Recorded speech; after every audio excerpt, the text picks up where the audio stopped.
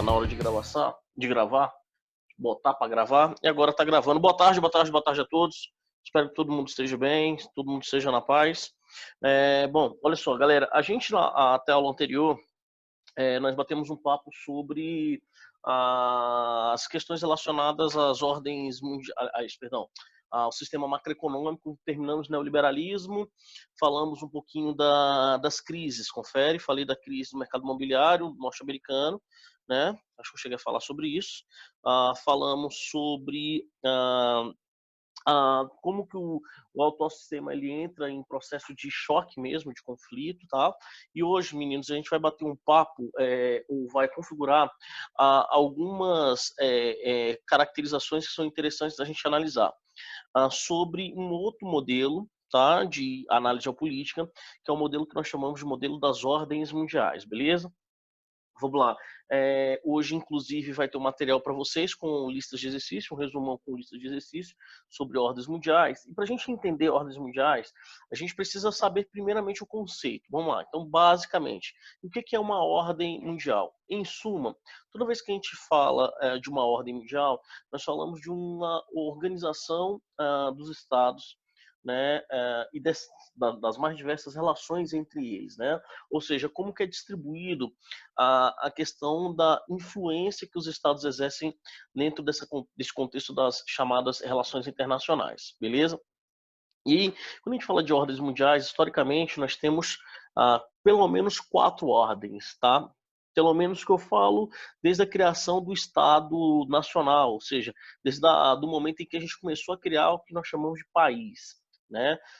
Quando a gente fala de um país, alguns conceitos são interessantes da gente analisar, né? País nada mais é do que um ordenamento jurídico, né? Um ordenamento jurídico pautado em alguns preceitos, como, por exemplo, o poder exercido sobre um determinado território, tá certo? E esse é um ponto bastante singular de nossa discussão. E quando a gente fala de um poder constituído em um determinado território, nós temos alguns tópicos que são interessantes de se analisar.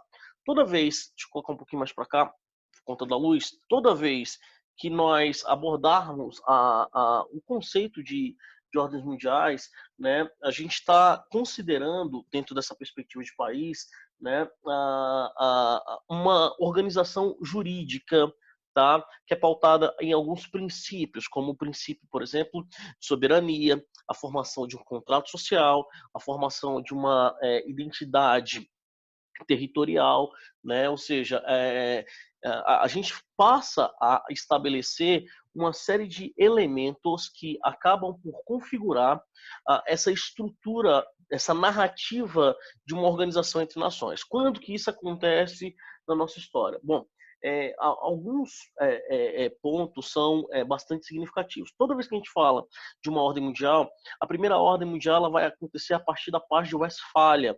E a Paz de Westfália, moçada, ela vai lá no século XVII estabelecer o fim da chamada Guerra dos 30 Anos, tá certo? E quando isso acontece, nós temos um ponto que eu acho que é singular do nosso estudo, né? E que ponto é esse? A gente vai ter, pela primeira vez, o início daquilo que nós chamamos de relações internacionais, né? Ou seja, antes a gente tinha monarquias absolutistas, né?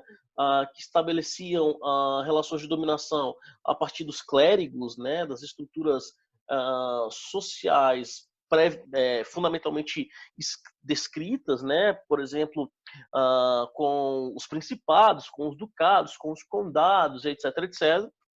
E a partir da Paz de Westfália, a gente tem, primeiramente, o reconhecimento jurídico ou da função jurídica de um país. Então, a partir do século XVII, a gente vai criar um novo modelo de Estado, tá? O Estado Nacional. Ou seja, esse modelo ele é relativamente recente na história da humanidade e é importante pra caramba que vocês tenham essa noção, né? Que ele é um modelo extremamente novo, que é um modelo extremamente embrionário ainda dentro do contexto de Estado moderno, tá certo? Bom, a partir disso a gente vai ter, primeiro, o desenvolvimento do conceito de soberania. que significa soberania? Muitos de vocês acreditam que soberania é controle absoluto, tá? Só que esse controle absoluto, ele é descrito de diversas formas, dentre os quais nós precisamos, por exemplo, citar, vou colocar aqui para ver se não tem ninguém no bate-papo. Nós precisamos citar, meninos, por exemplo, a ideia de reconhecimento. Um país só é considerado um país quando ele tem o quê? Reconhecimento dos teus pares. Esse é um ponto importante. Tá? Segundo ponto interessante, quando a gente constrói a lógica de soberania. Tá? Além de ter reconhecimento jurídico, é preciso que se tenha também a dominação de um território. E aí lembrem-se de uma questão que eu acho que é importante pra caramba, por exemplo, Kosovo. Kosovo é uma província da Sérvia, né? Por que eu falo que ainda é uma província da Sérvia? Apesar de ter declarado independência e ter apoio dos Estados Unidos, o Kosovo ainda não é um país que tem reconhecimento dos seus pares. Rússia, Espanha, China, por exemplo, não reconhecem a existência de Kosovo como país. O mesmo caso é a Palestina, né? A Palestina é um estado observador da ONU, mas a ONU não reconhece a Palestina como país. E esse é um detalhe importantíssimo da nossa discussão, que precisa ser levado em consideração em análise geopolítica, tá? Então, antes de mais nada, para você ter controle absoluto, você tem que ter reconhecimento jurídico, reconhecimento dos seus pares. Esse é um ponto importante, tá? Para se ter controle absoluto. E para tal, é necessário que, para que esse controle exista, que nós tenhamos dentro dessa lógica de controle um lance chamado legitimidade. E aí, crianças, esse é um detalhe que é fundamental na nossa discussão. Toda vez que a gente aborda o conceito de legitimidade, ser governado de forma ilegítima é ser governado sem, por exemplo, o reconhecimento do seu povo.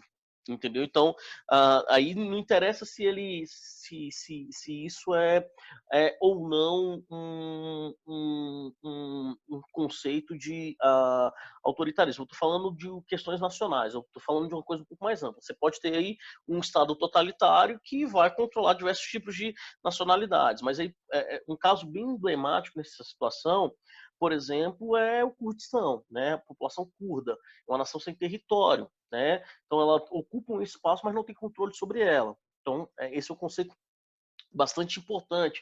Ciganos, né? Então são conceitos interessantes que são os conceitos de nações sem território, catalães, né? Os bascos, dentre outros, tá? Então esse é um ponto importante da nossa discussão. Segunda questão imprescindível, tá? É necessário que, para se ter soberania, que se tenha forças de controle do território. Nós chamamos isso de forças armadas. Mas, Flávio, o exército já existia não para a proteção do espaço, existia para a proteção do rei. É um pouquinho diferente. O Estado é uma engenharia muito diferente, tá, moçada? E aí eu preciso que vocês entendam que há uma diferença entre Estado e governo, tá? Estado é aquilo que é concreto, aquilo que é permanente. O governo é aquilo que é transitório, que é mutável. E quando eu falo que é mutável, teoricamente, você fala, para não sistema autoritário. O sistema autoritário é um ponto fora dessa curva, né? Mas, teoricamente, quando a gente fala de mutabilidade, a gente está falando, por exemplo, de processo seletivo. Tá? Então, esse é um ponto importante, beleza? Agora, essa discussão voltou à tona agora no domingo, a galera defendendo dia do Exército, a galera defendendo o AI-5, né? E aí alguns generais se posicionaram afirmando que não, nós somos os defensores, né, das regras constitucionais, porque há uma confusão em relação a isso, né? Não é o Estado que tem que servir as Forças Armadas, são as Forças Armadas que precisam servir o Estado. E Força Armada não serve governo, serve Estado. Isso é um ponto importante, tá? Então, teoricamente, elas são as forças protetivas do Estado, sobretudo a partir da Paz de Westfália. Tá? É quando a gente cria as forças armadas mais propriamente ditas. E, por último, moçada, para a gente ter o estabelecimento de um Estado, é fundamental, e para, consequentemente, ter a soberania, é fundamental que nós levemos em consideração a constituição de um contrato social, tá certo? Vamos lá, quando a gente fala de contrato social é um conjunto de regras que regem uma determinada sociedade, confere? Isso é um contrato social, beleza? Que vai se modificar no decorrer da história de diversas formas, mas que fundamentalmente hoje está relacionado a um conceito, que é o conceito de Constituição. Que é uma Constituição? É quando a gente tem as leis magnas, o estabelecimento de leis magnas de uma determinada sociedade, tá? Por isso que é chamado também de Carta Magna, né? Ou Carta Fundamental, ou Carta Pétrea, tá? Bom, a nossa Constituição ela é uma Constituição extremamente recente, né? Comparada, por exemplo, com os Estados Unidos, é de 1784, então a gente tem uma Constituição com uma distância histórica aí de 200 anos, 204 anos da Constituição norte-americana, nossa de 1988, né? O Brasil teve 6 constituições, isso é um ponto que é importante da gente salientar. Isso demonstra uma frase de um cara que eu conheço chamado Eu, que é mais ou menos assim: a gente não vive uma democracia com estabilidade, vive uma instabilidade com períodos de democracia. Então, nossos períodos de instabilidade são bem maiores do que os nossos períodos de democracia. Um país que tem 6 constituições, a sua história prova isso, né, corrobora essa análise, essa perspectiva, tá certo? E aí a gente tem alguns vetores que são interessantes. No nosso caso, só para a gente já aproveitar e fazer e fechar um assunto, tá? A nossa Constituição ela é subdividida em 3 partes, né? Nós temos as chamadas preâmbulo, né, que é a introdução da Constituição, né? Nós temos as cláusulas pétreas. Pétrea vem de pedra, ou seja, teoricamente imutável, né? Ou cláusulas imutáveis, né? Os ADCTs, né? Os atos de dispositivos transitórios, aquilo que podem ser modificados, beleza? Bom,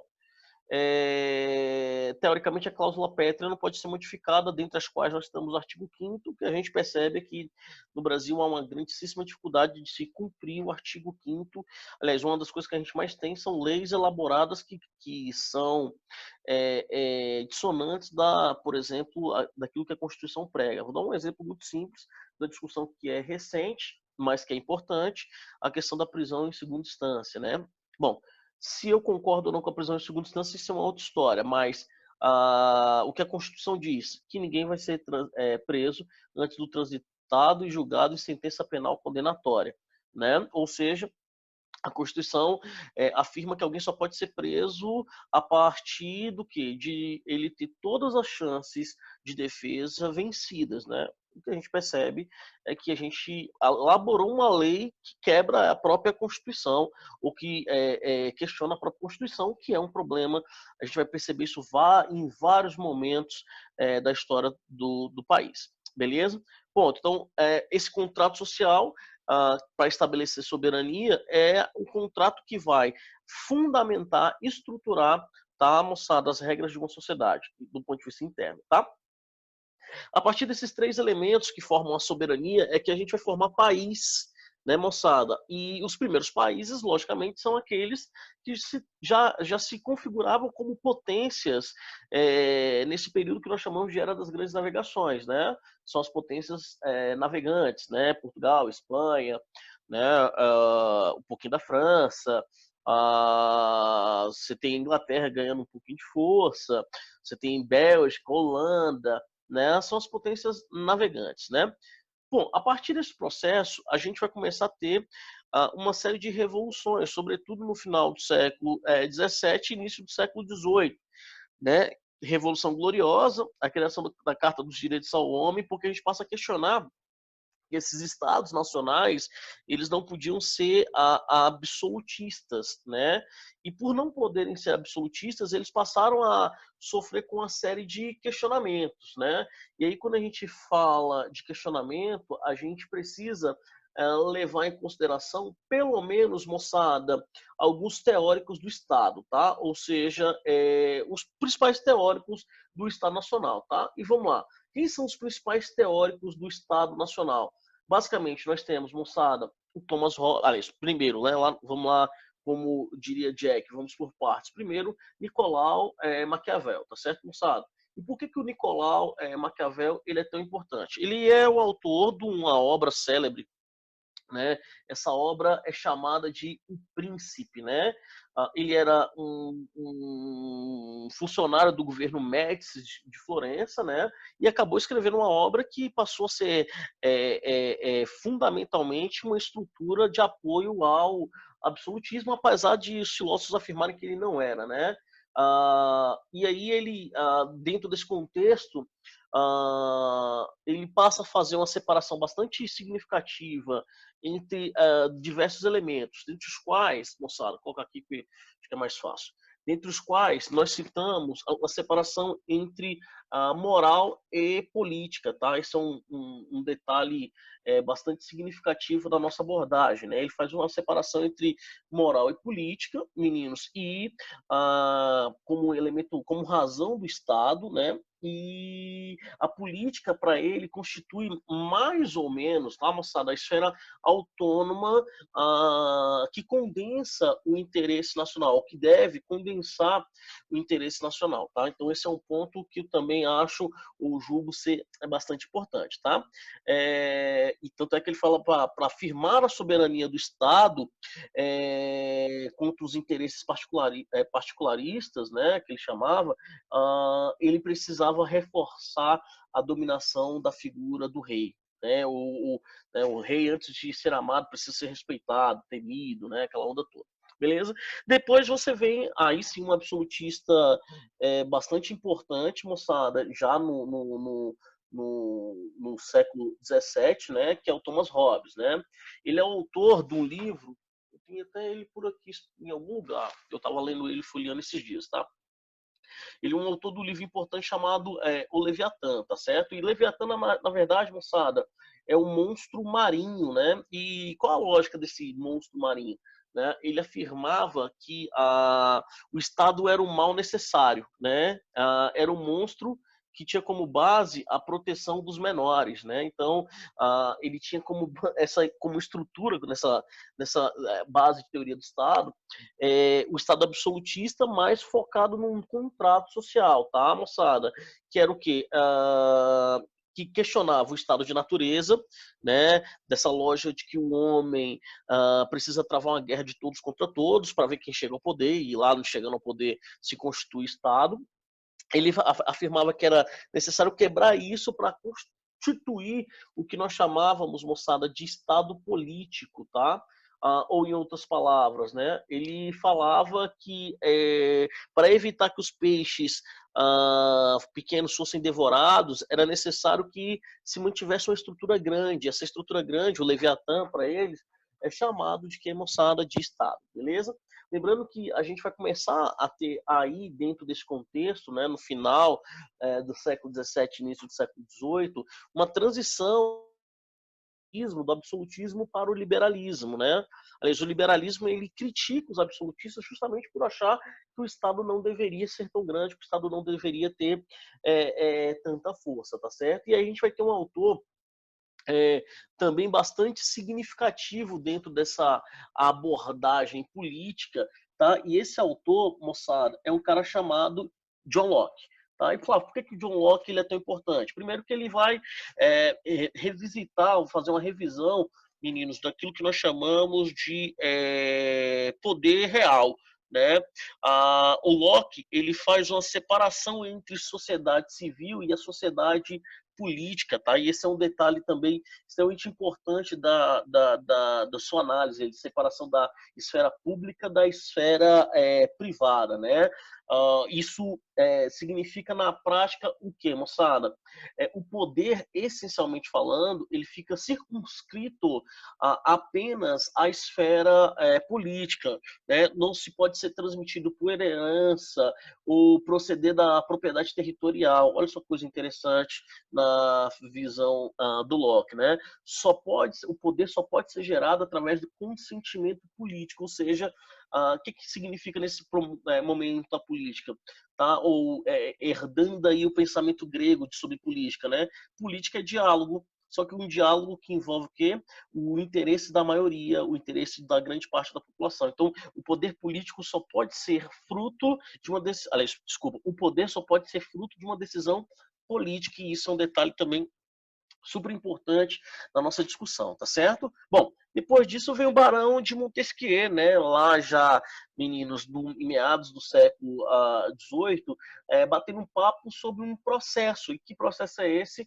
É o processo de tripartização dos poderes, ou seja, estabelecimento de separação dos poderes, né? Que se fundamenta, inclusive, nos pensamentos de Locke, né? O Locke já tinha falado sobre isso, né? E aí a gente tem um detalhe que é importante: o Estado liberal vai ganhando força, né?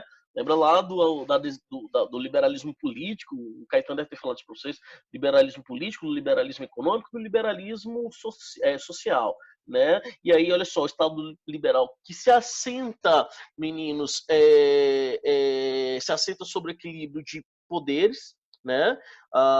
Com o executivo, legislativo e judiciário, né? Essa ideia de controle e aplicação, execução de leis e produção de leis, ela fica muito mais clara, muito mais evidenciada, tá certo?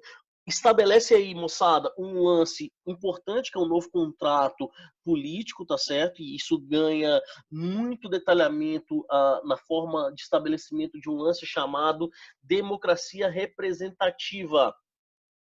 Tô mexendo porque eu tô agoniado de ficar, né? Então, vocês vão perceber, inclusive, que tem uma hora ou outra que eu vou fazer isso aqui, ó. Vou levantar e tal, porque para ficar mais um pouquinho dinâmico. Gosto de sala de aula. Então, o que rola, moçada? Isso vai ganhar sustentação na lógica da criação de um conceito que é super importante, tá? E que conceito é esse? É o conceito de democracia representativa, tá? E aí, mais uma vez, a gente questiona alguns princípios, tá, moçada? Dentre os quais nós citamos, por exemplo, a ideia da democracia ateniense comparada com a democracia representativa.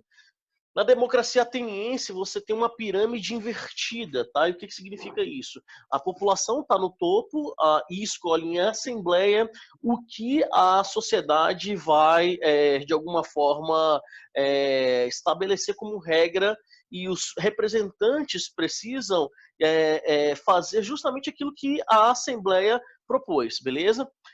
No Estado liberal de direito, com o estabelecimento da democracia representativa, nós temos alguns problemas, e isso dentro do contexto do Estado é bastante interessante, do Estado das relações internacionais, porque a gente, teoricamente, tem a separação do poder econômico do poder político, né? Na teoria, o Estado não pode influenciar na economia, no liberalismo, como a gente já estudou. Só que você tem um detalhe que eu acho que é, cara, essencial, fundamental. E que detalhe é esse? A nossa democracia representativa, ela vai constituir um Estado liberal de direito, ou seja, só chega ao poder, moçada, ou só chegava ao poder naquele momento, aqueles que já tinham condições financeiras de ter o poder. Ou seja, o Estado ele se tornou altamente elitista, ok? No seu processo de desenvolvimento. E aí você tem um outro detalhe que é extremamente importante, fundamental. E que detalhe é esse, né? Os nossos representantes passaram a realizar as atividades que eram de interesse de quem estava no poder e não do interesse da população. Tanto é que a gente chama de democracia representativa, mas, ao mesmo tempo, estabelecida, inclusive, claramente na nossa Constituição, moçada, de democracia indireta. E por que ela é uma democracia indireta, meninos? Porque a gente escolhe nossos representantes que tomarão as nossas decisões. Vou dar um exemplo para vocês prático. A decisão, por exemplo, de fazer ou não um isolamento social é de quem? A população, mas você vai falar, mas a população não tem condições de cientificamente tomar essa decisão, por isso que a gente elege os nossos representantes. Entenderam? Se eles cumprem aquilo que é melhor para a população, aí é uma outra história que a gente vai discutir a posteriori, mas é que eles deveriam fazê-lo, eles deveriam fazê-lo. Pode crer? Então esse é um detalhe importante, também fundamentado a partir do que? Do desenvolvimento das teses do Barão de Montesquieu, beleza? Depois, moçada, do Barão de Montesquieu, a gente vai ter a elaboração das teses de Jean-Jacques Rousseau. Tá? E esse talvez seja o último grande pensador dessa formatação do Estado como nós concebemos. Importante. Ele vai elaborar a obra chamada Contrato Social, tá? Que inverte, moçada, isso é importante, inverte isso para as relações internacionais é deveras importante, tá? Ele investe, meninos e meninas, a lógica do estado, da noção de Hobbes do estado de natureza, né? O Hobbes, ele inclusive enxerga na guerra e na anarquia, né, esse estado de natureza, né? Rousseau, ele encontra, meninos, daí da lógica da filosofia, né? Ele encontra a felicidade e a harmonia da vida selvagem nesse estado de natureza, né? E aí ele fala, inclusive, que o advento da propriedade privada, de alguma forma, rompe com o equilíbrio e introduz a violência e a escravidão nessa lógica do desenvolvimento das relações de poder, né? E os estados passam a ficar muito fortemente inseridos nesse contexto, sobretudo com a lógica colonialista e neocolonialista, né? De reforço dessas teses humanas bastante contraditórias, né? E aí, dentro desse contexto, e por que isso é tão importante para a gente, é que nessa linha de Rousseau, a gente tinha um investimento contra o absolutismo que voltava a ganhar força, que voltou a ganhar força no século XIX, ou tentou voltar a ganhar força no século XIX, né? Mas também é um investimento contra a democracia representativa e a delegação de poderes, né?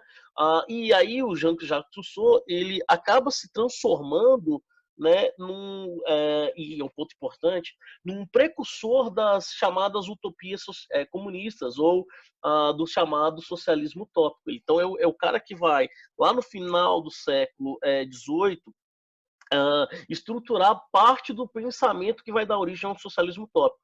E aí que está o grande barato. Falar, por que isso é importante? Porque nesse momento os estados vão, meninos, passar a se degladiar, não apenas, e cara, isso é muito importante, tá? O Estado vai passar a se degladiar não apenas, meninos, pelo domínio estratégico de recursos, que faz parte da geopolítica, mas, sobretudo, pelo domínio estratégico de ideologias. Ou seja, eu vou passar a perpetrar a luta entre o quê? A minha ideologia e a sua. Opa, opa, opa. É por isso que a gente vai, a partir disso, construir o que nós chamamos, é um termo que cai na prova do NB, mas despenca, chamado Sistema Internacional de Estados, ok? Esse Sistema Internacional de Estados tem essa estrutura de Westfália até o Congresso de Viena, por isso que a gente chama isso de primeira ordem, beleza? Pautado nos pensamentos desses autores que eu estou construindo com vocês, que deram origem a esse tipo de Estado que nós aprendemos a entender a partir deste momento. Então, bom, a primeira ordem, ela tem como base fundamental da geopolítica o quê, moçada? O entendimento da formação dos Estados nacionais. Ela vai trabalhar na consolidação dos Estados nacionais e olha só, ponto fundamental, das ideologias que os fundamentam, ou das ideologias que os compõem. Tá certo, moçada? Então esse é um detalhe importante. Segundo detalhe, tá? A partir daí a gente vai ter a estruturação do segundo sistema internacional de estados, que é um sistema chamado sistema multipolar. Opa, que é um sistema conhecido como o Congresso de Viena. Tanto aliás, eu não. Esse cara aqui, ó, deixa eu pegar o livro dele aqui, ó. Aqui, esse cara aqui, um caboclo chamado Eric Hobsbawm, tá, moçada? Ele afirma, olha só, inclusive tá na capa do livro dele, tá? Olha só, esse aqui é a Era dos Extremos, beleza? E ele fala assim, o breve século XX, de 1914 a 1991. Ele fala que o século XX é um século muito curto, né? Em compensação, o século XIX, ele fala que é o século mais longo da história. E por que ele fala que é o século mais longo da história? Porque ele vai começar, moçada, com a Revolução Francesa, com a queda da Bastilha, com a Revolução Americana, e só vai terminar na Primeira Guerra Mundial. Porque é o estabelecimento de uma ordem mundial, de um sistema internacional pautado na disputa entre absolutistas, que querem voltar ao poder ou querem manter o poder, versus esses estados liberais que estão surgindo. Só que aí você tem um detalhe. No meio dessa porradaria toda, surgem quem, moçada? Surgem aqueles que vão lutar pelo direito ou da sociedade, travestidos de o que, moçada? De socialistas, tá? Ou a vibe anarquista, ou a vibe comunista, ou a vibe cristã, ou a vibe utópica, ou a vibe científica. Tá certo, meninos? Então, veja como é que os estados começam a entrar em confronto, né, em contato beligerante, tá? O símbolo disso, meninos, vai ser o quê? O famoso Congresso de Viena. Porque o Congresso de Viena prende aquele que era um defensor da República, mas agia como imperador, né? Que é o Napoleão Bonaparte. E a partir da prisão de Napoleão Bonaparte, os impérios tentam se estabelecer, ou se reestabelecer, e as monarquias, e as repúblicas, sejam elas repúblicas representativas a partir da monarquia, sejam elas repúblicas de fato, moçada, começam o quê? A entrar em embate. Beleza, moçada? Então é nesse sentido que se desenvolvem as ordens mundiais. E aí nasce um conceito importante demais para a gente finalizar a aula, tá? E que conceito é esse, meninos? É o conceito que nós chamamos de potência. Flávio, o que significa uma potência? Uma potência nada mais é do que quando um país exerce um conjunto de influências sobre outras, o que, moçada? Sobre outras nações, tá certo? Esse conjunto de influências podem ser tanto a nível regional, tá? Como, por exemplo, o Brasil sobre a América Latina, quanto a nível global, que é o caso dos Estados Unidos. Detalhe importante, nem o Brasil e os Estados Unidos, meninos, são países que são potências dentro de cada esfera, só que alguns atingiram o patamar de superpotência. Então, quando a gente faz aliança da influência militar com a influência política e econômica. Tá certo? Beleza? Vai cair agora. Vai cair, vai cair, vai cair. A gente alguma dúvida? Ficou alguma dúvida para vocês? Vê aí para mim. Eu vou chamar mais 5 minutinhos para a gente finalizar uma linha de raciocínio aqui rapidex. Beleza? Encerrei aqui e chamo de novo, ok?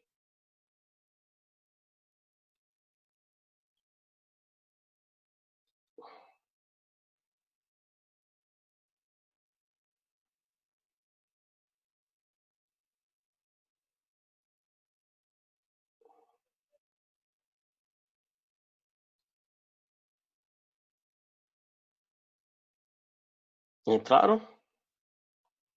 Bom, só para a gente fazer esse finalzinho. Deixa eu ver se tem mais alguém para entrar. Não? Olha só, então. Tá gravando? Tá gravando? Deixa eu ver. Aí, deixa eu só colocar aqui para isso, tá gravando. Pronto. Então, galera, só para a gente finalizar essa parte que eu acho que é singular, que é interessante da gente compreender, tá? Toda vez que a gente fala, moçada, de fato, do estabelecimento de uma estrutura mesmo de ordem social, econômica, produtiva, dentro desse contexto de formação do Estado moderno, né, a gente tem, primeiro, o nascimento de um Estado territorial, tá?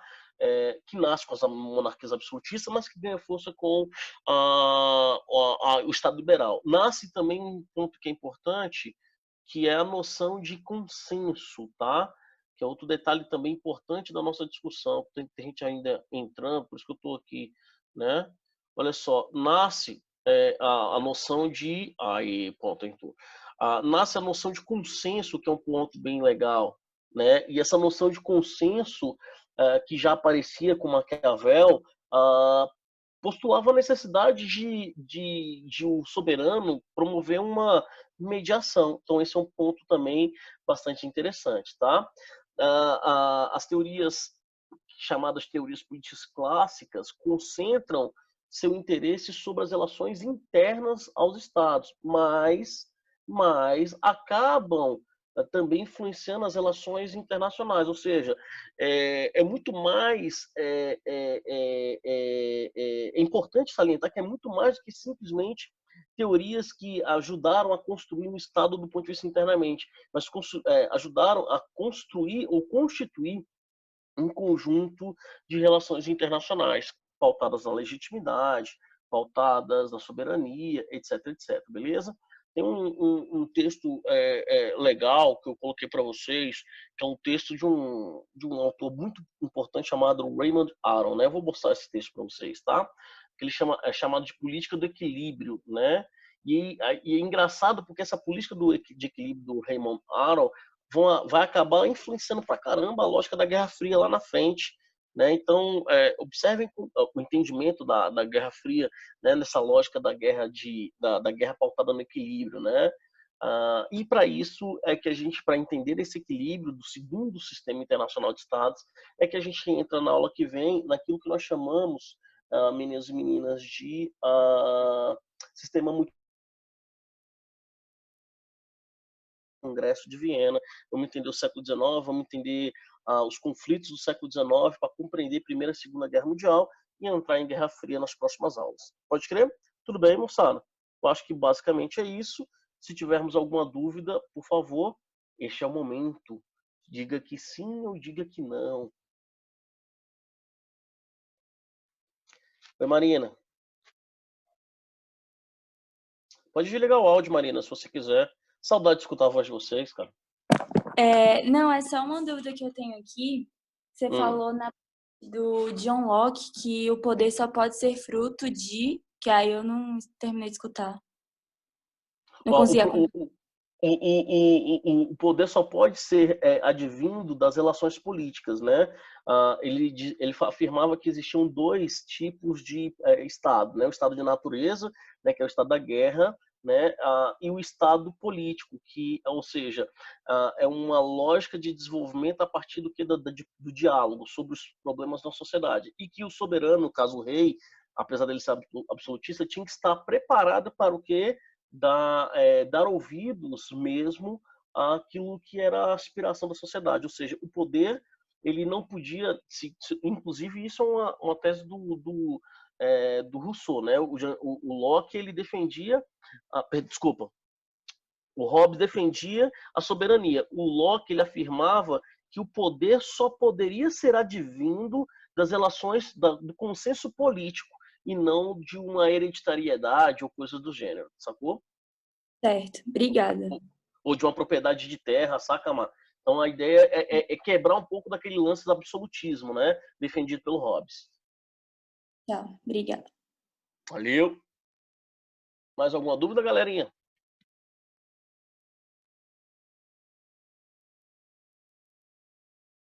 Que sim, digo que sim, se não, digo que não. É isso então. Então, meninos e meninas, fiquem na paz, todo mundo, estejam todos à vontade para me tirar. A galera tava perguntando, Flávio, onde eu posso tirar dúvidas? Eu vou colocar uma lista hoje para vocês sobre ordens mundiais, beleza? Aonde você pode tirar dúvida? Brother, em qualquer lugar que você me encontre, né? Eu estou à disposição até às 18 horas, eu estou à disposição de todo mundo, tá?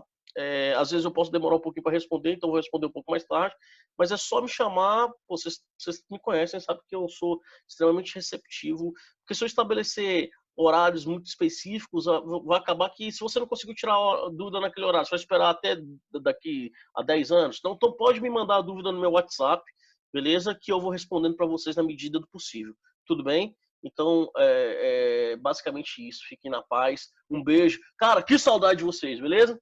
Valeu, galera. Fiquem na paz. Ei, aula que vem é importante pra caramba, porque se não entende século XX, se não compreendeu o século XIX. É o mais longo, é o mais importante de todos, tá ok? Não dá para entender geopolítica sem entender século XIX. Foi claro, senhores? Valeu. Foi bom. Adeus. Fui!